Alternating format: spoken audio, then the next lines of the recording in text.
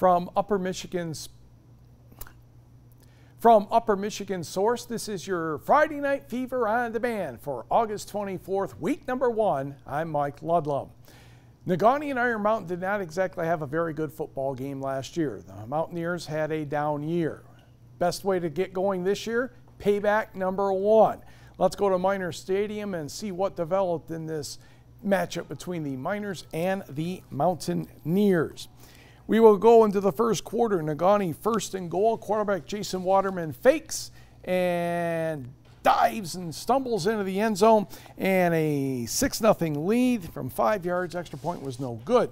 Third quarter, 9-0 Negaunee. Iron Mountain second and 10, they're 45. Marcus Johnson scrambling, and he says, you know, let's pretend I'm Brett Favre. Throw it off the wrong foot and everything for Charlie Gerhardt. He brings it in and will break a tackle and score. And the Mountaineers are back in it. They missed the extra point, so Negaunee is still up 9-6. To the fourth quarter, same score. Second and 10, Iron Mountain on Negaunee's 32. Marcus Johnson to the outside. Yes, he's going to get down the sideline. Good block there. He's going to cut back and score. And the next thing you know, the Mountaineers lead 12-9, and that would be the final score. So Iron Mountain matches its win total in week number 1 with a 12-9 victory over Negaunee. Let's go to Iron River, where West Iron County and Menasha were battling. Second half, Wycon's up 8-0. Wycon's have possession, but Josh Nelson fumbles and Menasha gets the recovery. Next possession for the Mustangs. Anthony Matson fighting his way downfield, but the ball is jarred loose and it's going to go the other way again. For West Iron, quarterback Trey Bochik will roll out and throw downfield.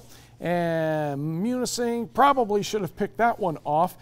Wycons do score in the fourth quarter, and West Iron wins the opener, 14-0. Let's go to Holton. Heck, we're going to cover most of the darn UP tonight, that's for sure. Westwood and Holton, the handoff for Westwood's Taylor Delangelo. 32 yards for the touchdown, and the Patriots are on the board. Holton's offense struggling. George Butt-Villas looking for Nate Irva, but that would not work. Yes, they are playing at Sherman Field, if you cannot tell. Patriots ball again. Beckman, Brian Horning, and he is going to get a first down around the 40-yard line. That drive would continue. Beckman is going to go in for the score, and Westwood cruises to the victory, 42-0. Back to Lots, where the Purple Hornets are entertaining the Hancock Bulldogs. And game tied at 7, Reese Wara is going to make a great interception as he steals the ball right out of the receiver's hands. And the Purple Hornets are in charge, and they will keep being in charge. And Reese Wara will burrow into the end zone. And the Purple Hornets have a 14-7 lead. Hancock trying to get something going. Quarterback Colton LeClaire will scramble and scrambles some more. You would think he was going to run with the football, but no. He chucks it down to Austin Solani. Nice job on the play for a first down for the Bulldogs. However, they would not be able to keep it going. Alec Ryala scores for Lance. They led 21-7 at the half, and Hancock came back and scored in the last minute to beat Lance 28-27. First look at the scores. Calumet in the rain, and Bessemer defeats the Gogebic Miners 48-6. It was Gwynn 36 and Bark River Harris 20. Alpena hands Escanaba a 30-21 defeat. Ashland over Hurley 38-14. Let's hear it for Ishpeming. The Hematites, well, they might be back this year, and they're off to a good start. 52-0 over Manistee. And Sault Ste. Marie gets in the win column, crossing the Mackinac Bridge to beat Sheboygan 6-0. To Marquette we go. Traverse City St. Francis, still pretty good? The answer would be yes, they are. 7-3 Gladiators, second quarter. Tom Hegewald gets a couple of blocks, and yes, he's going to score from about 42 yards out. 14-3 St. Francis after the extra point. Marquette could not get a first down, so here comes TCSF again. George Mackey, good cut. Nice block there by Evan McGee, and this is good for 40 yards and a touchdown. 21-3 St. Francis after another good extra point. Redmond get going on the next series, though. Quarterback Brendan Caskey finds Ethan Martish. He would go out of bounds. That is still a first down in Gladiators territory. Next play, Caskey hands to Drew Gale. Nice block there. And then Gale's going to do the rest. Miss, miss, and miss. And he finally gets tackled by two guys about 25 yards down the 20, but the drive stalled, and St. Francis cruised to the victory 42-3. Let's go to Gladstone. Unusual matchup, the Gladstone Braves and the St. Ignace Saints under some adverse conditions. Jared Crow looking for Rudy Peterson, and if you give Rudy that much room, I don't think many people are going to catch him. The answer is nobody did catch him. It would be 18-8 Gladstone at that point. In the third quarter, Mr. Crow is going to the airways again. This time he's looking for Cooper Cavadeas, and Cooper also sees lots of grass in front of him for the score. 2-point conversion good, 26-8 Gladstone. Now the Saints had about an 8.5-minute drive in the third quarter, capped off by sophomore Garrett Rickley. That would end the scoring. Gladstone, your winner, 26-14. Oh, wow, we'll even go to Wisconsin for a couple seconds. Kingsford at Menasha. Pick it up 7-0 Menasha in the third. Tyler Kopp downfield finds Marcus Kazianka, and he's going to kick it to the end zone to tie the game at 7 after the extra point. But Menasha would get back into it. Cole Pop, Riley Zerpel. Couldn't strip it out of his hands. He tried. Menasha hangs on the win here, 14-7. Meanwhile, how about Frankfort and Newberry? Well, these two teams have met a few times before. Let's pick this one up early on. Sophomore quarterback Jack Stefinski to Ethan Ness. Touchdown, missed extra point, 6-0 Frankfort. Next, Ness is going to fumble, and Devin Carson is going to recover for the Indians. On the very next play, Brandon Christensen gets the ball, nice stiff arm, and he's in business. Yeah, really in business. That's an 80-yard score, and Newberry trailed 8-6. Then Jack Slott began the second quarter with a sneak to make it 14-6 Newberry. Panthers would respond as Stefanski finds Ness over the middle, and he's going to score.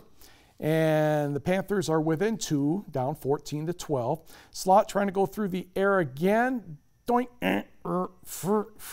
and finally, it's picked off by Xander Stockdale.